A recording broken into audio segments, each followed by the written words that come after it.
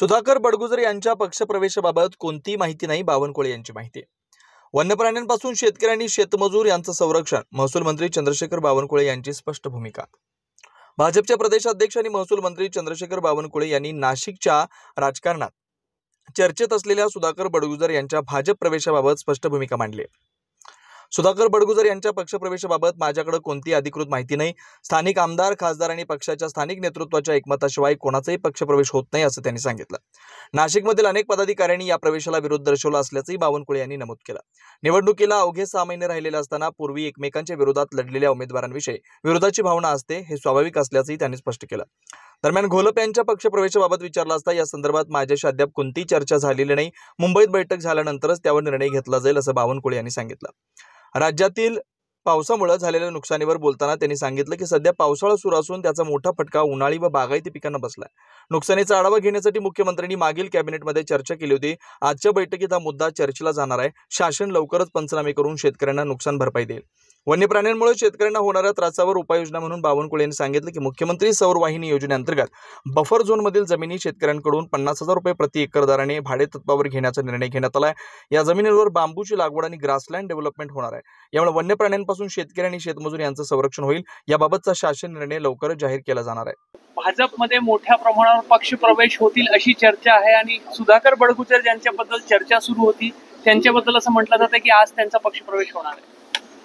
सुधाकर बडगुजर यांच्या पक्षप्रवेशाबद्दल कुठलीही माहिती माझ्याकडे नाही आहे आणि त्यामुळं जोपर्यंत तिथे स्थानिक आमचे सर्व टीम, आम्ही जेव्हा पक्षप्रवेश करतो तेव्हा स्थानिक जे टीम असतं किंवा स्थानिक पदाधिकारी असतं किंवा स्थानिक आमदार खासदार असतं, त्यांचं सर्वांचं कन्सेन्सस झाल्याशिवाय, एकमत झाल्याशिवाय पक्षप्रवेश साधारणतः आमच्याकडे होत नाही. सुधाकर बडगुजरच्या पक्षप्रवेशाबद्दल मला कुठलीही माहिती नाही. पण असं आहे का की त्यांच्या पक्षप्रवेशाबद्दल काही स्थानिक कार्यकर्त्यांनी काही प्रश्न उपस्थित केले, आपल्यापर्यंत पक्षाध्यक्ष म्हणून पोहोचले आहेत का की नाराजीचा सूर किंवा घेऊ नये असा आलाय का? स्थानिक नाशिकच्या पदाधिकाऱ्यांचा काही विरोध या पक्षप्रवेशाला आहे आणि कारण निवडणुकीच्या राजकारणामध्ये जेव्हा आपण एकामेकाविरुद्ध लढतो आणि आता निवडणुकीला केवळ 6 महिने झाले आहे, त्यामुळं साधारण एक विरोधाची भावना असतं आणि त्यामुळे साधारण नाशिकमध्ये थोडा विरोध आहे. बबनराव घोलप माजी मंत्री यांचंही नाव येत आहे, तसंच मनसेचे माजी महापौर आहे, 2 नावं त्यांची येत आहे, ते भाजपमध्ये प्रवेश करणाऱ्याची चर्चा आहे. अजून माझ्याशी आज चर्चा झाली नाही आहे. मी मुंबईला गेल्यानंतर जर पुढे चर्चा झाली तर त्या ठिकाणी काही पुढे जाईल, पण आतापर्यंत माझ्याकडे कुठली चर्चा नाही. मोठ्या प्रमाणात पावसाने नुकसान झालेलं आहे.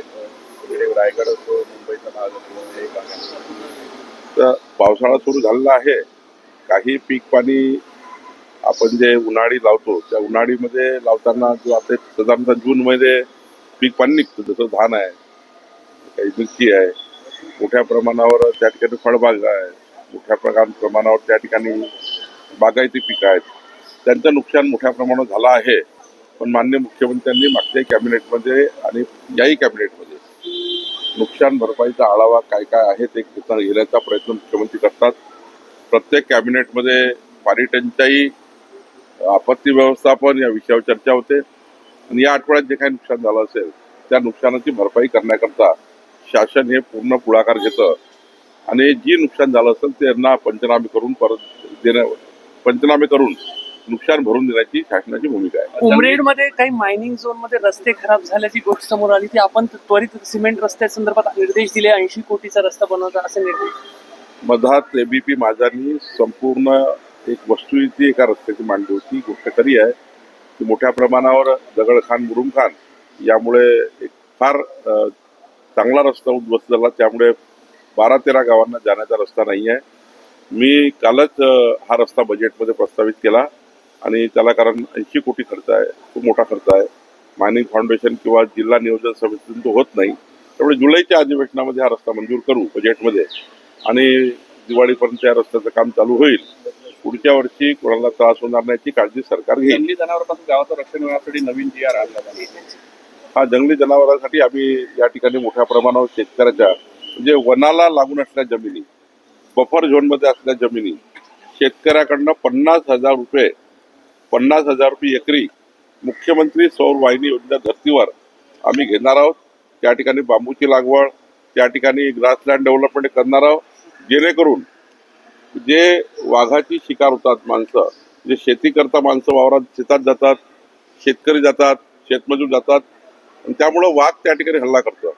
जर या जमिनी बफर झोनमधल्या जमिनी किंवा वनामधल्या जमिनी ज्या खाजगी मालकीच्या आहेत त्या जर सरकारने 50,000 रुपये एकरी घेतल्या तर पुढच्या काळामध्ये त्या जमिनीवर फॉरेस्ट लँड डेव्हलपमेंट म्हणजे ग्रासलँड डेव्हलपमेंट करू आणि सोबत बांबूचं डेव्हलपमेंट करू.